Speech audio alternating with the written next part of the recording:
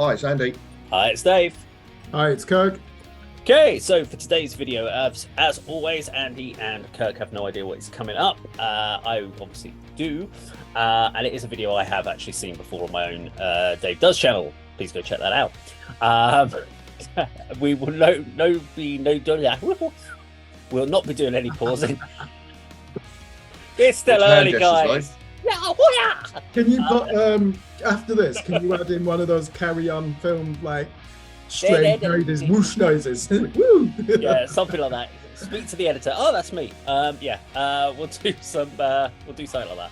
Anyway, yes, there will be no pausing and no talking during the video, but we will of course share a full breakdown at the end. So let's go check out today's video.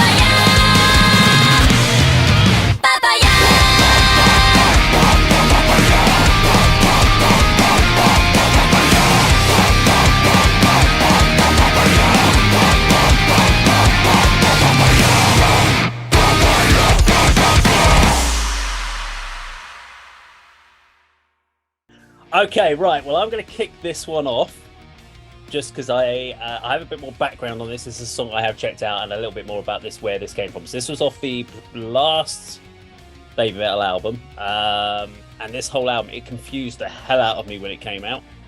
because every song that I heard off of it was like they tried to incorporate music from different countries from around the world and different. They had some stuff that was like one of the other songs was very much like had Indian, Bangladeshi style influences, and I was like, I don't get this. Is this metal? I just couldn't get my head around it. But I really like it because I can just imagine being in that audience and just having an amazing time. And I had to almost take my head away and go, if I stop thinking about it like from purist, is it metal, is it not metal, and just go, would I have a fun in that audience watching that, like from a stage show performance and just in being with a group of people and jumping around having fun? Yeah, hell yeah. But it's not an album I'd listen to. But I think there's a load of hooks in there. It's from the purists out there. I want to say it's not what we would class as traditional metal in any shape or form, but it's a really interesting blend of entertainment. And what I think they've done really well is there's a lot of people that listen to Babymetal that never were into metal that have now explored into other genres of metal through. It's almost like a gateway for them to get into metal, and they never would have got into it. And they've then gone on to find heavier bands, bands like In Flames, and obviously Babymetal are big fans of Judas Priest. They played with Judas Priest before and done collaboration stuff, so there's a big crossover piece on that. So I think that they've got some things that they've done very, very well, and I thought this was quite interesting because it was a change in direction for them from what they were trying to be more extreme in their earlier stuff. They decided to be this kind of interesting mix and mismatch of dance, metal kind of thrown together. And with the new album, Christ knows they've taken a big break to go and write this new album, so I have no idea what's coming on the new one. But I'm going to throw it to Andy for your thoughts on it. I think I agree with a lot of what you say, Dave. What a stage show that would be, especially if you were sort of not 500 yards away. If you were sort of quite near the front of that sort of central column with the fire and the pyrotechnic effects, I think you would. I think I would really enjoy an evening watching that show. But sitting at home, sitting in my car, sitting in my van, listening to that, I just don't know who it appeals to outside of Japan. To be honest, do you know what I mean? The repetitive male vocals, I don't know obviously what that's all about. The singing is, infantile. And then some guy comes on rapping halfway through. And I wrote down, where's the band? Is this just like a sort of three girls performing to a backing track, and then sort of through the light at the back of the stage, there does appear to be a band playing the music. It starts off with, you mentioned about the mix of styles from different countries around, the world on that particular album to try and gather as many sort of musical examples as you can. Yeah. There's some musical examples in that particular song. Started off almost symphonic metal, and then there's the industrial elements as well, throughout. But I don't get it. That's the phrase of it. It's a challenge, yeah. It's a challenge, yeah. I mean, we all know them. They are a phenomenon, but I don't know who it appeals to. I mean, I think people I know have mentioned them in as a band they like and have listened to, but apart from a fantastic stage show, I don't know how you can sort of sit at home, sit wherever, walking down the street, on the train with your headphones on, enjoying listening to that when you've got the plethora of music out there, not just in metal, any style. Why would you pick that? That's what I'd like to find out. What is the appeal to Babymetal fans apart from a phenomenal live show? I think the videos, there's always an element of videos, but you find it's the reactors find it amazing to see, especially in the earlier videos where they were a lot younger. You see three young girls and then this real heavy groove stuff going on in the background. They found it was quite a really weird mix, but that was 10 years ago. So the band's changed, the band's matured onwards. So what's the idea? Is it because it's the cutesy Japanese style vocals thrown over heavy music? But we've seen a lot of that now. But I think there was a novelty factor of it over in the kind of the Western market. But they are huge. They play massive arenas in America. When they do come over to the European, they play like Wembley Arena, the O2 Arena. They play. They headlined and did a massive tour there. So they get packed out. But I people like Jake from Jackal's Backbone, I'm sure he probably would like them. I think he does. Yeah. I mean, I don't know how much of this I actually watched, but they were at Sonosphere in Stevenson 2014 on the main stage. It must have been the year that they broke and everyone was covering them. And I think you mentioned it, the novelty factor. You know, 3 cheap little Japanese girls singing over sort of, you know, it probably was industrial soul, heavy, yeah, you know, drum led music back then, and it was like, oh, this is something different. You know, I'll sit and watch this, or I'll try and check out this band. But that video that we've just seen, you know, the music for me was kind of secondary. You know, I can't even remember what the riff was or what the music sounded like. There was just that male vocal line repeated and the girls singing. That's really all I can remember, and lots of fire. I mean, it almost became, when I was listening to like the riffs and the kind of the papaya, it almost started, they were mixing in elements from a metal genre of like new metal. They started trying to do, because new metal is always very stripped back, lots of repetition in it. So jun jun jun jun jun jun jun jun jun jun jun jun jun jun. I was like, that's a new metalish riff. So I'm wondering if it went down there. And I felt it was a massive change from what they'd done on the album beforehand. So I was a bit confused when I reacted to it. It took me several listens before I actually got into it. It was only because I did it about a year ago. And it was only when I was considering what video to put on this channel that I came across it, looking for Babymetal. And I was like, played it. And I was like, actually, this is really hooky. I've got to play it on there. But I don't remember feeling that way at the time. When I first reacted to it, it took a time for it to kind of absorb in. But come on, let's wrap you up with you, Kirk. Come on then. Oh God. He's like fucking 18. For this. Okay, Will be. Right, okay. First of all, I'm going to do a quick self-examination. Am I a metal elitist? And I'll use these on my checklist. Am I reluctant to give praise to modern Metallica? Yes. Do I like Babymetal? No. Do I have a negative opinion on deathcore? Actually, no, I don't. Do I have a negative opinion on gent? No, I don't. Do I like to listen to avant-garde and post-metal? Yes, I do. So probably 3 out of 5 there straight away. Unintentionally, a metal elitist. We need to ask a question. It does exist in metal amongst some of our favorite bands. Image is very important, and there are gimmicks. You only have to look at when Slipknot came onto the scene, Mudvayne, even black metal bands like Dimmu Borgir, Cradle of Filth. So I'm not against that. It's been used really well in the past. Another thing we don't like, manufactured bands. We just assume it doesn't happen in metal.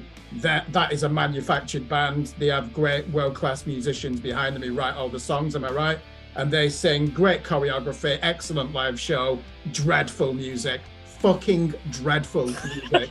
Honestly, that is so, it's awful. Just listen to it. I mean, even Bring Me the Horizon wouldn't experiment with something like that. You've got this really crap Euro pop synthesizer in there, a bit like that Finnish party industrial band Tommy and Kurtila. Reminds me of that.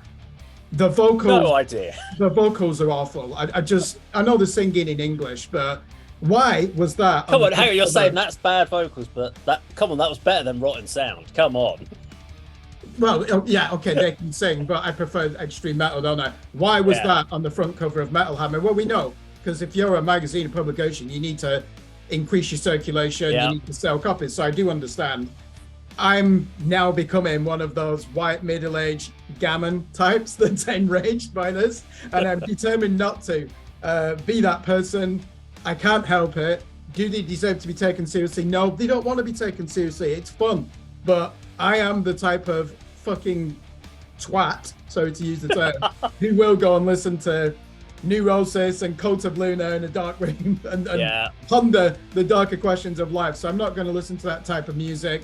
I'm not looking forward to reviewing this album. Oh, I deliberately stayed away from this band because I knew it would sound as bad as I expected. And I know I sound harsh. It's not for me.